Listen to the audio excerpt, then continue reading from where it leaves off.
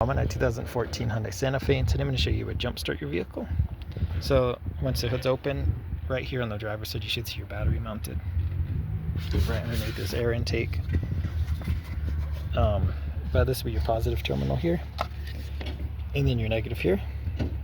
So next I check for any corrosion that needs cleaned up with a good brush or rag for both of these, and then make sure these are all nice and tight. And then from there, with your jump box or your jumper cables, you should connect the metal clamps for your positive directly to the metal here, and then your negative clamps here directly to the metal here.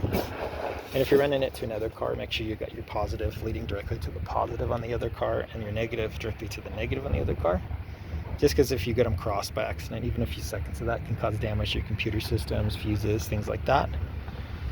But with the other car running and them connected for a few minutes or so, hopefully that charges your battery enough to start.